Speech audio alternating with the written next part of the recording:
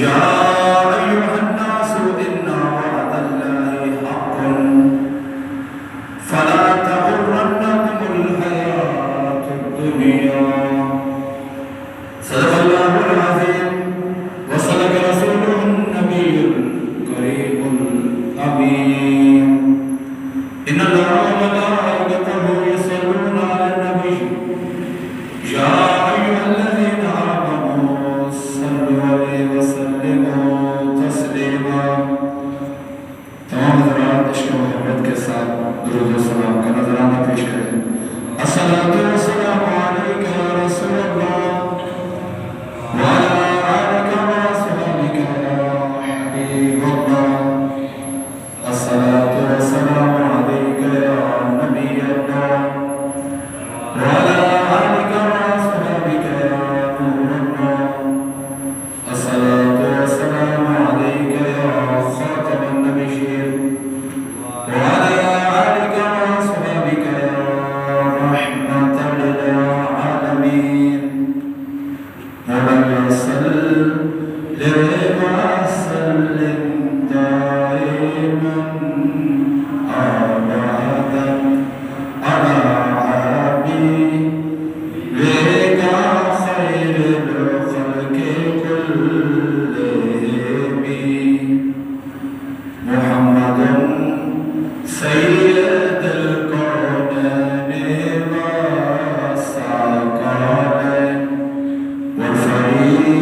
والفريقين من قرب ومن عجم مولاي صل وسلم دائما أبدا على حبيبك خير الخلق كلهم ثم رضا عن أبي بكر وعن عمر وعن علي وعن عثمان ذي الكرم مولاي صل وسلم دائما أبدا على حبيبك خير الخلق كلهم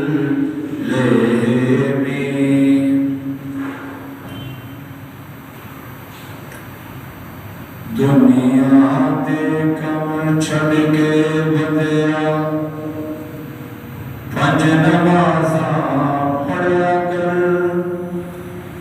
آخر بدیا مر جانا ہے یاد خدا دی کریا کر دنیا دے کم چھڑ کے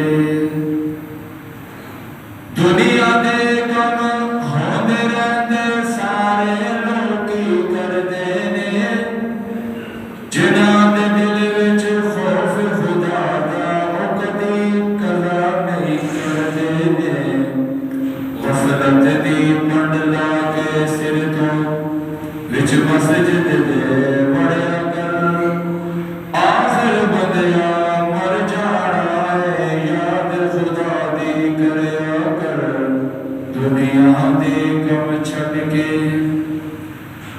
دنیا نال تو لڑدا رہنا نہ سپنے نہ لڑدا نہیں دساں تینوں ڈرگا دے مسجد وچ تو وڑدا نہیں ایتھوں ایک دن ٹر جانا ہے رب سونے تو ڈریا کر آخر بدیا مر جانا ہے یاد خدا دی کریا کر دنیا دے کم چھڑ کے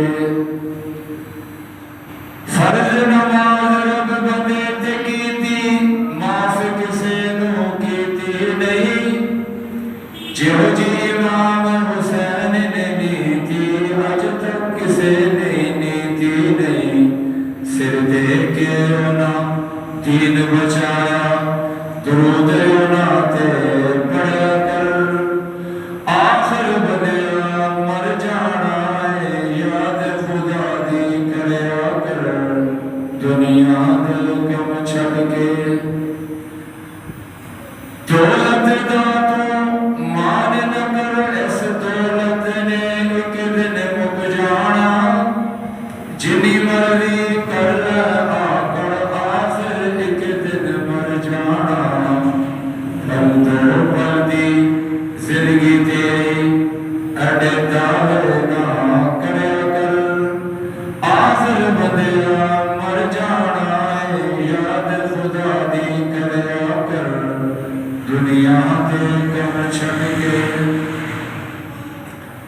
يا رسول الله انظر حالنا يا حبيب الله اسمع قالنا إننا في بحر رب مغرق بغيرنا سهلنا إشكالنا قلت هيلتي أنت وسيلتي أدركني يا رسول الله أدركني يا حبيب الله إمدادكم أزرجهم آزادكم ترديل دنيا شادكم يا وسير اعظم دستگیر گج بخش فیض عالم مظہر نور خدا ناک سارا پیر کامل کامل رحمان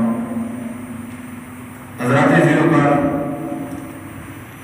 جو آیت مقدسہ میں نے تلاوت کرنے کا شرف حاصل کیا یہ پارہ نمبر 22 سورہ فاتر اللہ تبارک و تعالی اپنے بندے کو مخاطب کر کے بلکہ تمام لوگوں کو مخاطب کر کے ارشاد فرماتا ہے یا ایھا الناس ان وعد اللہ اے لوگوں بے شک اللہ کا وعدہ حق سچا ہے. تو بندہ حیران ہوتا ہے کہ اللہ کا وعدہ جو سچا ہے وہ کس چیز کے متعلق ہے. آخر کوئی بندہ کسی سے وعدہ کرتا ہے کہ آپ یہ کریں گے, ہم آپ سے وعدہ کرتے ہیں کہ آپ کو یہ ملے گا. تو اللہ تبارک و تعالیٰ نے مخاطب کر کے اپنے بندوں یعنی لوگوں کو ارشاد فرمایا یا ایھا الناس ان وعد اللہ حق, کہ اے لوگوں اللہ تبارک و تعالیٰ کا وعدہ بے شک سچا ہے. فلا تغرنکم الحیات الدنیا, کہ تمہیں نہ ڈال دے دنیا کی حیاتی دھوکے میں. یہ تمہاری دنیا کی حیاتی ہے جب تک زندہ ہو, یہ زندہ ہونا تمہیں دھوکے میں نہ ڈالے. دھوکے میں ڈالنے سے مراد کیا ہے؟ یعنی یہ تمہیں دنیا کا ہی بنا کے نہ رکھ دے. دنیا کی خواہشات, دنیا کی لذات اور دنیا کے دیگر جو اس کی زیب و زینت ہے, اس میں تم مبتلا ہو کر آخرت کو چھوڑ نہ جانا, دنیا کے ہو کر نہ رہ جانا, اس کے فریب میں نہ آنا. یہ اللہ تبارک و تعالیٰ اپنے بندوں سے خطاب فرما رہا ہے. 22واں پارہ ہے, آپ اٹھا کے دیکھیں سورہ فاتر کے اندر رب العالمین نے اپنے بندوں کو مخاطب کیا. اور واقعی یہ جو دنیا کی محبت ہے, دنیا کی جو دھوکے, جس دھوکے میں ہم مبتلا ہیں, کیا ہم ہمیشہ سے یہی رہیں گے, یہی کے ہی ہم رہنے والے ہیں؟ ہم نے تو یہاں سے جانا نہیں. حالانکہ ہم دیکھتے ہیں ہمارے سامنے ہمارے دادا جی چلے گئے, کئیوں کے والد بھی چلے گئے, کئیوں کے بیٹے بھی چلے گئے, کئیوں کے جو بھائی ان سے چھوٹے تھے, ابھی شادی بھی نہیں ہوئی تھی, شادیوں کی تیاریاں تھی, وہ بھی چلے گئے. ہم دنیا سے وفا کرنے کی کوشش کرتے ہیں کہ جی ہم تم سے وفاداری نبھاتے, ہم دنیا کے ہو کے رہ جائیں گے, ہم صرف دنیا کمائیں گے, تیرے ہی گن گائیں گے, لیکن دنیا ہم سے بے وفائی کر جاتی ہے. ابھی امیدیں ہماری جوان ہوتی ہیں, امیدوں پہ ہم نے مطلب کہ بڑا کام کرنا ہوتا ہے, لیکن دنیا ہماری امیدوں پہ پانی پھیر دیتی ہے اور ہمیں اس دنیا سے رخصت کر کے قبر کے گڑھے میں پہنچا دیتی ہے. بھئی جو دنیا تمہارے ساتھ وفا نہیں کر رہی, جس نے تمہیں ہمیشہ کے لیے یہاں رہنے نہیں دینا, تو اس دنیا کے ساتھ اتنی وفاداری کرنے کی ضرورت بھی کیا ہے؟ کیوں عبرت حاصل نہیں کرتے؟ اجل نے نہ کسرا کو چھوڑا نہ تارا, اجل کہتے ہیں موت کو, اجل نے کسرا کو چھوڑا نہ تارا, اسی سے سکندر سا فاتح بھی ہارا, جس نے پوری فدا کر لیا تھا، وہ سکندر بھی جب اس دنیا فانی سے گیا تو اس نے حکم دیا تھا میرے ہاتھ دونوں باہر نکال دیں، دونوں ہاتھ کفن سے باہر تھے۔ تو ایک نادان بندے نے دیکھا جو عقل سے بالکل پیدل تھا، اس نے کہا یہ دیکھو پوری دنیا فتح کی ہے، زمین کے نیچے تک ساتوں زمین تک یہ گیا ہے، اب بھی کہتا ہے کہ میرے ہاتھ خالی ہیں مجھے اور دو۔ تو جو عقل مند ساتھ جا رہا تو اس نے کہا پاگل تو نہیں سمجھ رہا، آج سکندر دنیا سے چلا گیا ہے اور اس نے کہا کہ پوری دنیا جتنی میں نے فتح کی تھی، شہر ملک و ملک زمین تک نیچے چلا گیا، لیکن آج میں جب دنیا سے جا رہا ہوں تو میرے دونوں ہاتھ خالی ہیں، میرے ساتھ کوئی بھی نہیں گیا۔ یہ دیکھ لو دنیا والوں کہ پورے دنیا کا فاتح آج جب دنیا سے جا رہا ہے تو دونوں ہاتھ اس کے خالی ہیں، کفن میں جیب بھی نہیں۔ تو محترم اسلامی بھائیو،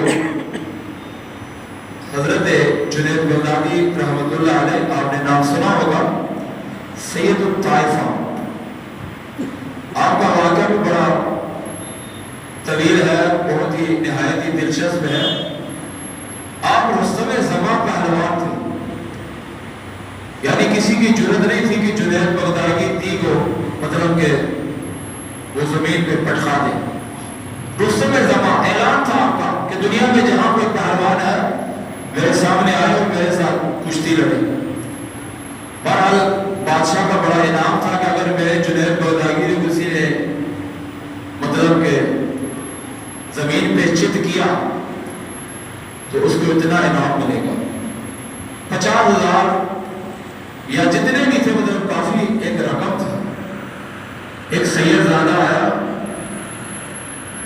اور اس نے کہا بادشاہ سلامت، میں یہ تیرا چیلنج قبول کرتا ہوں۔ بادشاہ نے دیکھا یہ تو بالکل ماڑی سی جان ہے، بڑا مطلب کہ ایک دیکھ رہے کہ کوئی پہلوان نہیں ہے، ایک عام سا آدمی ہے، کوئی جسم اتنا سینڈول جسم نہیں کہ جس سے پہلوانی کے معاملات دیکھے جائیں، تصور کیا جائے، عام سا باریک سا جسم ہے۔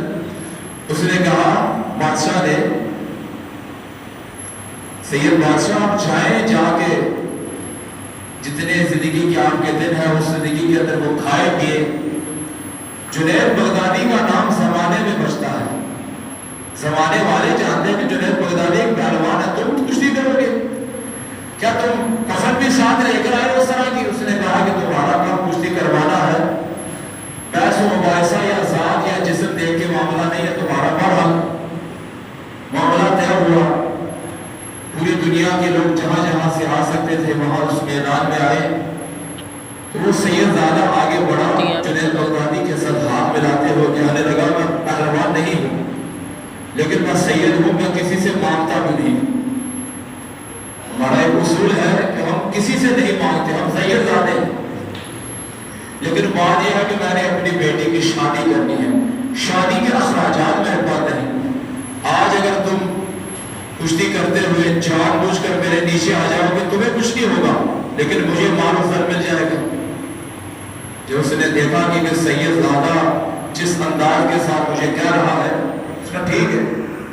کشتی شروع ہوئی تو جنید بغدادی رحمۃ اللہ علیہ نے جان بوجھ کر اس سید کو اپنے اوپر لی، ایک دم تالیاں بجنے لگی، لوگوں نے مرحبا مرحبا کہنا شروع کر دیا، اور بڑے بادشاہ بڑا حیران ہوا کہ رستم زمان اتنی تیری ہم خدمت کرتے ہیں، اتنا خوراک تمہیں دیتے ہیں، بادام کشمیر پتہ نہیں دنیا جہان کی خوراک دے رہے وہ میں ہم ڈالتے، اور ایک لاغر اور ایک عام آدمی سے تو ہار گیا۔ اس نے کہا یہ دوبارہ کرواؤ۔ جب دوبارہ کروائی گئی تو پھر جنید بغدادی نے اس سید زادے کو اپنے اوپر لے کر اپنے آپ کو نیچے گرا دیا۔ تو بادشاہ نے کہا کہ اس جنید بغدادی کو میرے دربار سے نکال دو، آج سے تو ہمارے دربار کا پہلوان نہیں بلکہ ایک عام آدمی ہے۔ انعام و کرام سید زادے کو مل گیا، جنید بغدادی کو لان تان مل کے اپنے گھر آیا، سویا۔ جب رات ہوئی سر کی آنکھ بند ہوئی تو دل کی آنکھ کھل گئی۔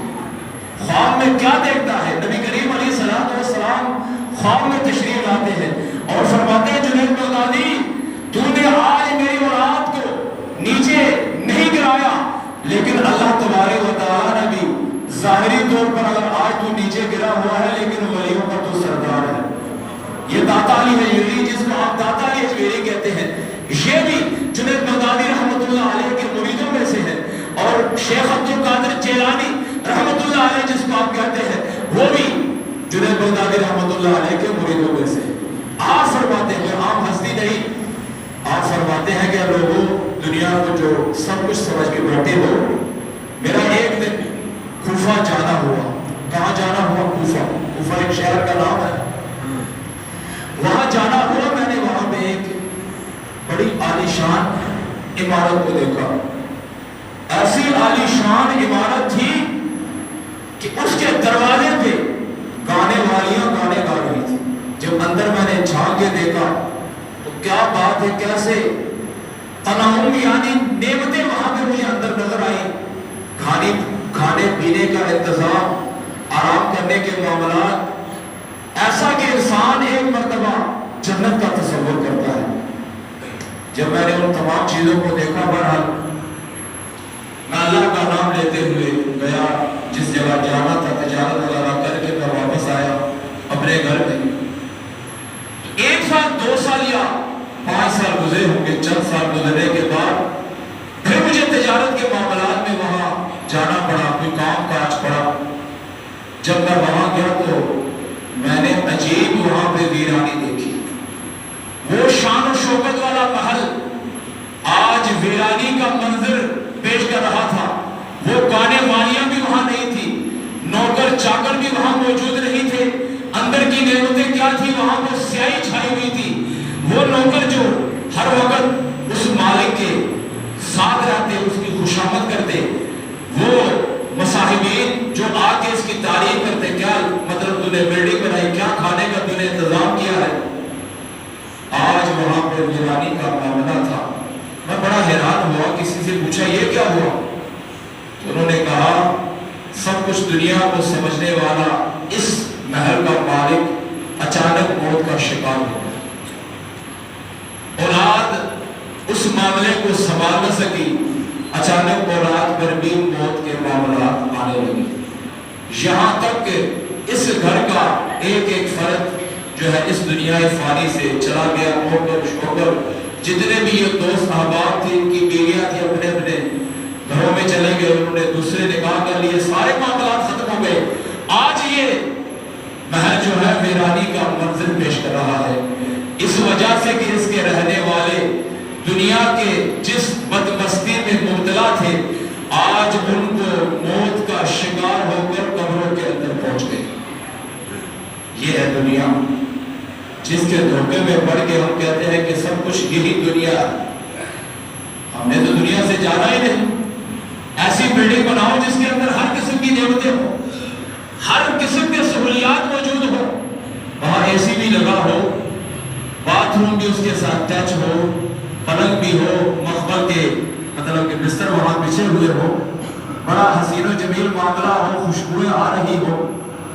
محترم اسلامی بھائیوں، اس قصر سے، قصر کہتے ہیں محل کو، ہمیں یہ نہیں معلوم کہ اچانک اپنے قبر کی تہہ میں اترنا ہے۔ خالی دنیا کو ہی اس کے ساتھ وفاداری کے معاملات نہ رکھنا۔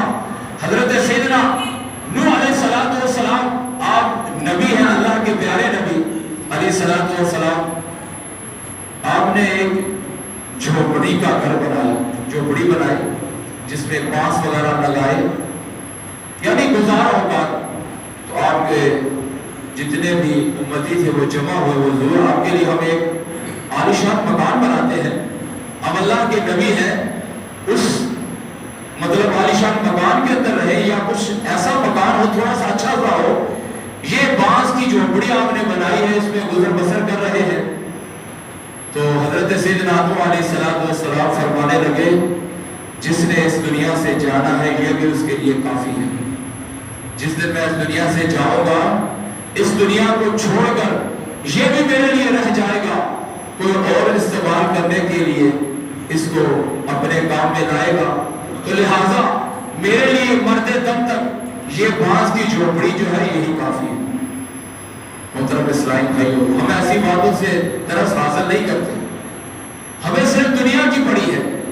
یہاں دکانیں ہیں تو وہاں بھی بن جائے، اس شہر میں ہے تو دوسرے شہر میں بھی کام بن جائے.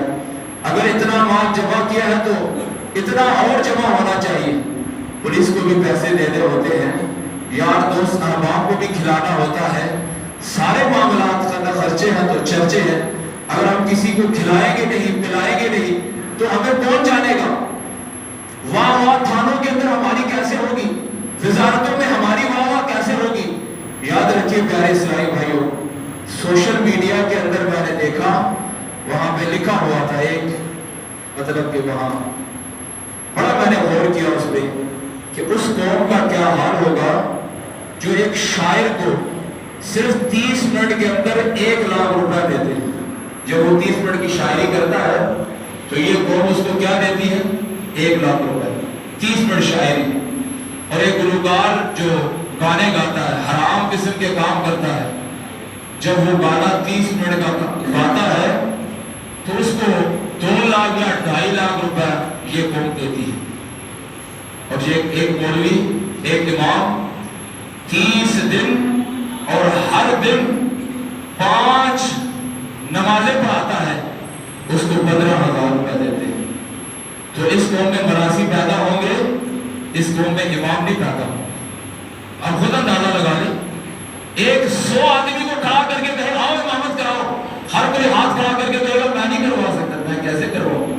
اس کو کہو کہ ابرار اللہ کا کوئی گانا ہی سنا تو کہا ہاں یہ تو میں سے ہوتا. یہ ہمارا حال ہے. بات حق کی ہے, اگر آپ اس کو مانے یا نہ مانے. ایک شاعر, وہ بھی شاعری اور اس کی صفت اور بکواسات پر مشتمل اس کی شاعری ہوتی ہے, اس کو آپ 1 لاکھ روپے 30 منٹ کے دیتے ہیں. ایک گانے والا, اس کو آپ 2.5-2 لاکھ روپے 30 منٹ کے دیتے ہیں. اور ایک امام کو 15,000 روپے دیتے ہوئے بھی ہاتھ کانپ رہا ہوتا ہے کہ امام کو تنہا, وہ تو فرشتہ ہے, آسمان سے اترا ہے, اس نے کون سا کھانا ہے, اس کے کون سے بچے ہیں, جو بچوں کو کھلائے اس کا کون سا گھر ہے. اس کو تو فری خاطر میں اللہ اکبر سبحان ربی, آپ یہ تمام چیزیں اس کو مطلب کہ فری میں کرنے چاہیے.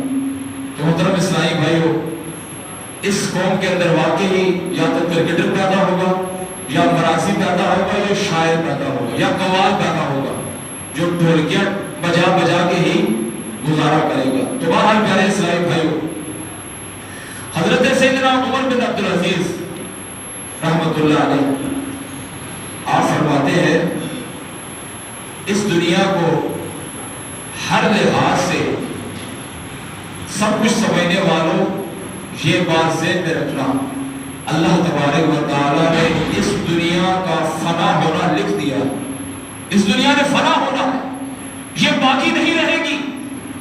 اور جو اس کے اندر رہنے والے ہیں ان کے لیے بھی اللہ تبارک و تعالیٰ نے موت کو لکھ دیا ہے کہ وہ اس دنیا سے جانا اس کو پڑے گا. ابھی حال ہی میں 2-3 دن غالباً وہ عمر سے مجھ سے بھی چھوٹا ہوگا, ابھی 2 بچے تھے, اس کے بڑے نمازی تھے, نمازیں پڑھتے تھے. تراویح 30 دن ہمارے یہاں ساتھ پڑھا کرتے تھے. بڑے مطلب کے شفقت اور پیار محبت سے پیش آنے والے نمازی تھے. ابھی 2 دن پہلے ہی وہ اس دنیا فانی سے کوچ کر گئے. موت نہ ویکھے عمرانو تے عشق نہ ویکھے ذاتا. موت جو ہے وہ اس بات کو نہیں دیکھتی اس کے کتنے بچے ہیں, اس کی عمر کتنی ہے, ابھی اس نے مکان بنایا ہے نہیں بنایا.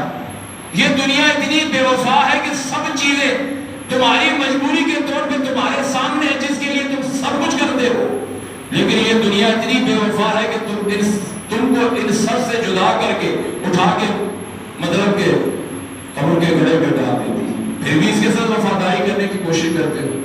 کرو, ضرور کرو, لیکن اتنا کرو جتنا تم نے قبر میں رہنا ہے, یا اس دنیا میں رہنا اتنی کرو جتنا قبر کا حصہ ہے, اتنی قبر کے لیے تیاری کرو. کیوں ہاتھ دھو کے اس کے پیچھے پڑے ہو؟ یہ تمہارے ساتھ وفا نہیں کرے گی. تم یہ نہ سمجھنا کہ میں اگر اس دنیا سے وفا کروں گا, سب کچھ اس کو سمجھوں گا, تو یہ میرے ساتھ کوئی ایسا سلوک نہیں, مجھے بڑی عمر دی جائے گی. نہیں دی جائے گی. جتنا مقررہ وقت ہے اس کے اندر تمہیں یہاں سے جانا پڑے گا. تو محترم اسلامی بھائیو, جب جانا ہی پڑے گا, یہاں رہنا نہیں. ہر ایک یہاں سے جانے کے لیے ہی آیا ہے, یہاں رہنے کے لیے نہیں آیا. آپ یہ نہ سمجھنا یہاں رہنے